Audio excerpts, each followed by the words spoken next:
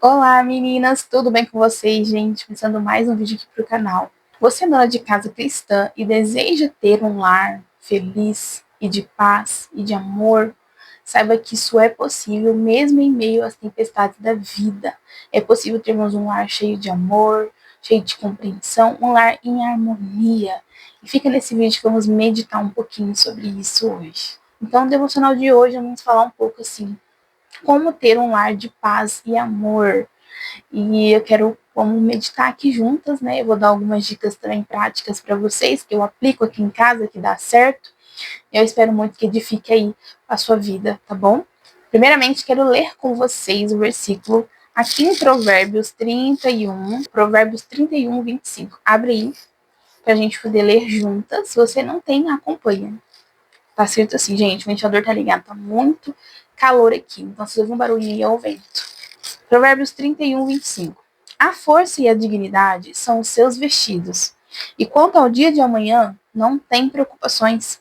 Fala com sabedoria, e a instrução da bondade está na sua língua. Ou seja, fala com amor e com sabedoria. A instrução e a instrução da bondade está na sua língua. Esse versículo aqui, gente, está no capítulo 31 de Provérbios, que é onde fala da mulher virtuosa, né? Aquela mulher que a gente já estudou aqui, a gente já conversou sobre ela aqui. E aqui eu achei muito interessante que fala com sabedoria e a instrução da bondade está na sua língua, ou seja, essa mulher ela fala com sabedoria. Então vamos saber como falar com sabedoria, como agir assim no dia a dia, né? Porque as palavras, gente, têm poder tanto de construir quanto de destruir. Então, nós vamos falar um pouquinho sobre isso hoje, sobre como a gente pode fazer o nosso lar um lar de harmonia, de paz e de amor. E dizer que é possível sim, gente, mesmo em meio às falhas que a gente tem, é possível sim ter um lar abençoado, de amor, de paz. É possível. Eu quero ler também aqui, gente, com vocês, uma parte aqui da minha Bíblia, que fala aqui, ó, administração do lar. Minha Bíblia é uma Bíblia de estudo para mulher, ela tem alguns estudos, e aqui tá falando, ó, administração do lar, uma expressão de criatividade e amor. O rei Salomão identificou três grandes pedras fundamentais de um lar: sabedoria, conhecimento dos caminhos de Deus e a capacidade de fazer as escolhas certas em questões práticas e éticas. A sabedoria é o conhecimento dos caminhos de Deus e a capacidade de fazer as escolhas certas em questões práticas e éticas. Isso é a sabedoria, entendeu? Inteligência, a capacidade de aplicar os princípios de Deus, especialmente em relacionamentos. Isso é inteligência. Conhecimento, aptidões práticas em áreas específicas. Você conhecer em alguma área específica, você adquirir ali conhecimento. O lar é o principal ambiente onde os filhos e os pais aprendem a sabedoria de Deus e descobrem como aplicá-la, onde os relacionamentos são construídos com base na comunicação e no entendimento mútuo, e onde as crianças e os adultos aprendem e crescem nas aptidões práticas necessárias para que a vida flua tranquilamente. Olha só que legal. O papel da mulher inclui ajudar os membros de sua família a se entenderem dentro de casa e a criar um ambiente em que cada membro da família possa se sentir inteiramente aceito e seguro. Espera-se que o lar seja um refúgio às tempestades da vida. Ao cuidar do lar, a mulher precisa usar de muita criatividade e amor para que a sua casa reflita seu próprio estilo pessoal. Então nós vemos aqui o rei Salomão, ele identificou três pedras fundamentais de um lar: sabedoria, inteligência e conhecimento. A sabedoria a gente não adquire no mundo, a gente adquire somente com Deus, gente. É diferente da inteligência. A sabedoria vem de Deus. Ó. A sabedoria é o conhecimento dos caminhos de Deus e a capacidade de fazer as escolhas certas em questões práticas e éticas. Então a sabedoria vem do Senhor, é Ele quem nos dá conforme a gente busca. A inteligência, a capacidade de aplicar os princípios de Deus. O que é os princípios? É as coisas ensinadas que Deus deixou na Bíblia, especialmente em relacionamentos. A gente sabe que quando a gente tem uma família, nós precisamos muito aplicar os princípios de Deus, senão não tem um acordo mútuo, não tem paz, gente, porque dentro de casa são pessoas diferentes, que nem o nosso marido é diferente da gente, fomos criados diferentes, então a gente tem que entender um ao outro, entender como foi a criação dele, ele entender como foi a nossa criação, e assim, se entenderem, né, e estarem em paz. Então, o lar é um ambiente onde os filhos, os pais aprendem a sabedoria, descobrem como aplicá-la. As aptidões domésticas eram extremamente valorizadas nos tempos bíblicos, e a educação das moças girava em torno do marido e dos filhos e do lar. Olha que legal. Antigamente, as moças eram ensinadas desde pequenas a serem mães, a cuidar da casa, assim como ainda é hoje, apesar disso estar sendo muito negligenciado, né? Mas eu também cresci assim, gostando de brincar de boneca, já imaginando eu sendo mãe, já imaginando eu cuidando da minha família. Então a gente desde cedo aprende, gente, essas coisas básicas da vida. Mesmo que você não pretenda casar um dia, você tem que aprender a como administrar uma casa, como lavar uma louça, como fazer uma comida. Então, todas essas coisas básicas que hoje é negligenciada, né? E as pessoas querem tudo muito rápido. Não querem pôr a mão na massa, querem pedir comida pronta, mas não querem colocar a mão na massa, não querem fazer ali o básico. Mas na época bíblica, na época dos tempos bíblicos, desde essa época, 2000 anos atrás, mais de 2000 anos atrás, as meninas, as moças já eram ensinadas a cuidar do lar, ser mãe, esposa. No entanto, no ponto de vista da Bíblia, o cuidado do lar não se limita apenas a gerenciar a casa ou suprir necessidades físicas. Também inclui a criação de um ambiente carinhoso e agradável no qual a família possa crescer emocional e espiritualmente. Então entendam que o lar não é apenas as coisas domésticas, não é apenas você lavar roupa, você fazer uma comida. O lar é um ambiente. E quem que torna um ambiente bom ou ruim? As pessoas, não é as paredes, é as pessoas.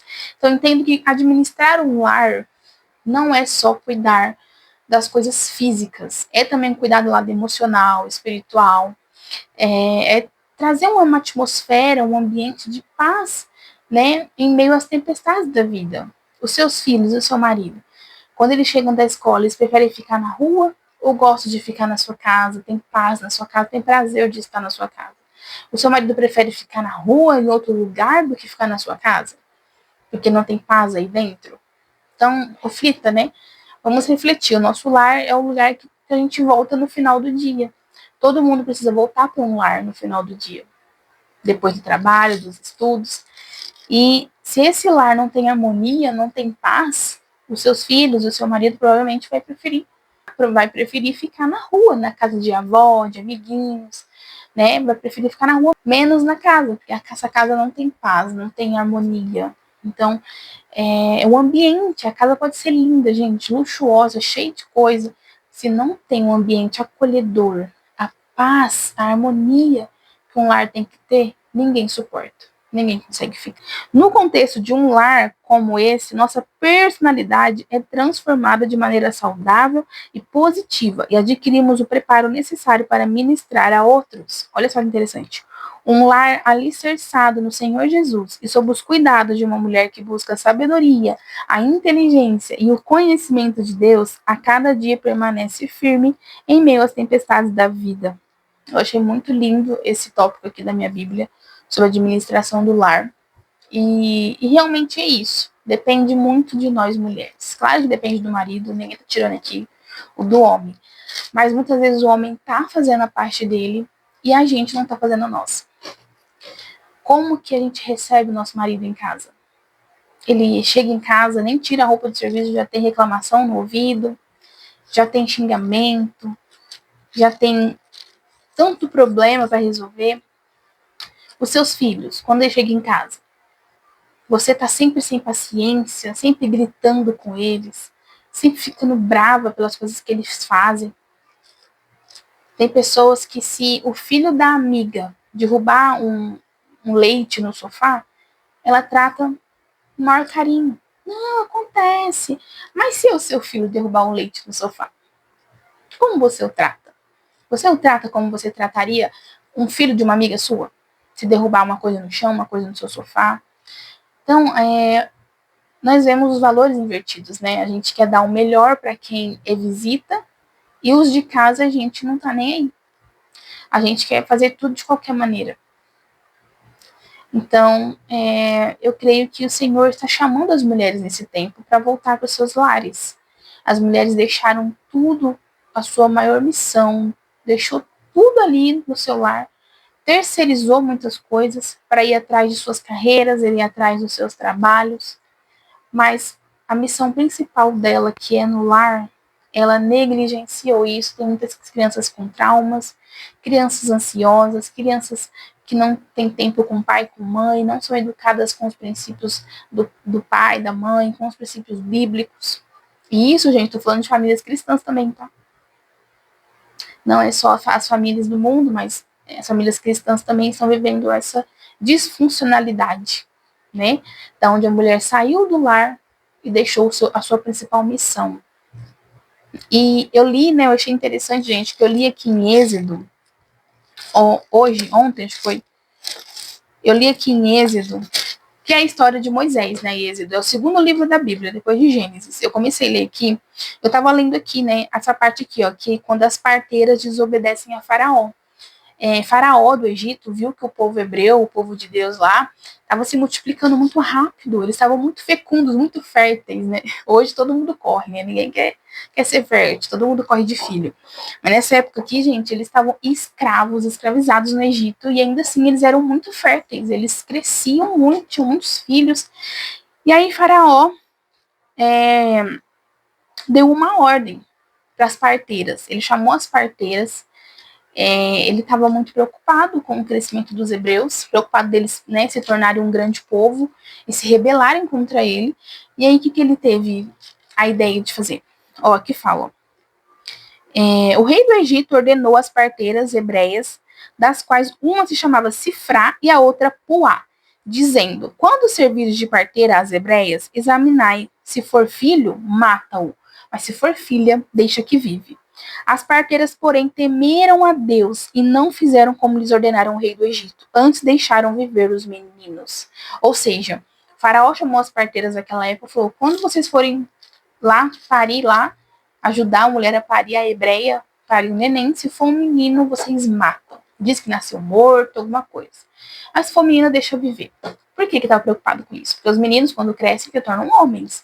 E aquele povo estava tornando muito, muito grande, então ele ficou com medo de ter tanta gente assim se rebelar. Então ele queria que todos os meninos que nascessem morressem.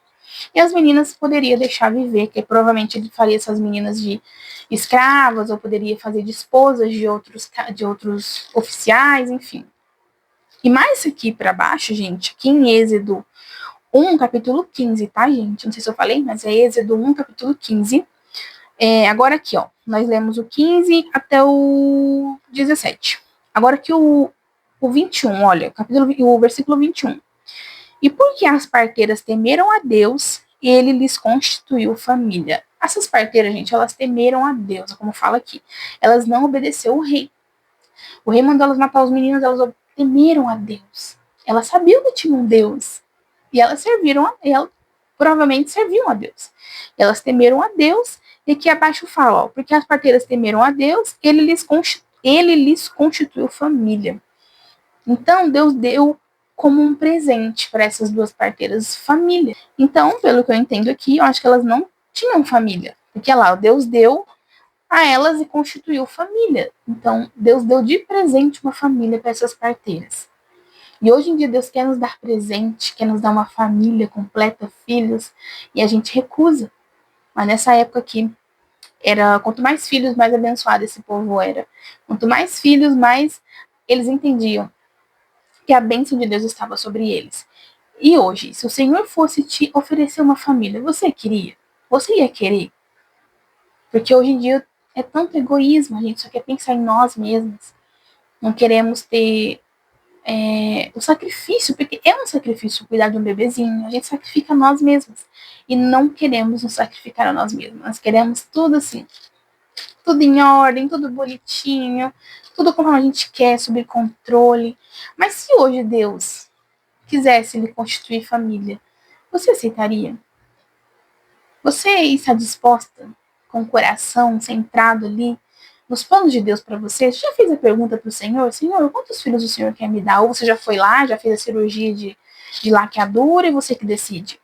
Eu, Rafaela, não acredito que é nós que devemos decidir isso. Eu acredito que é Deus que decide quando fecha e quando abre a madre. Então, quando você faz a cirurgia, você está fechando a sua madre, né?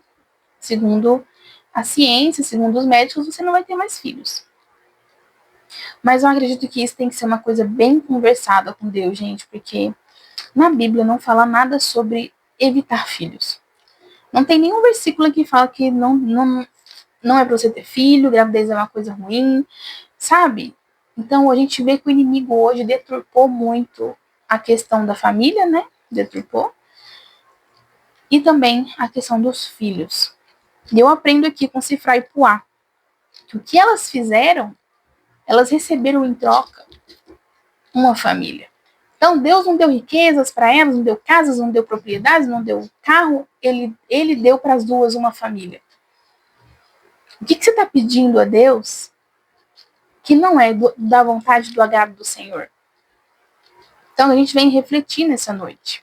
Né? Já mudei aqui o assunto, mas o assunto nosso é sobre como construir um lar de paz. E a gente aprendeu que tem que ter sabedoria, inteligência e conhecimento vindo do Senhor. E mulher, se o seu marido não está fazendo a parte dele, faça você a sua parte.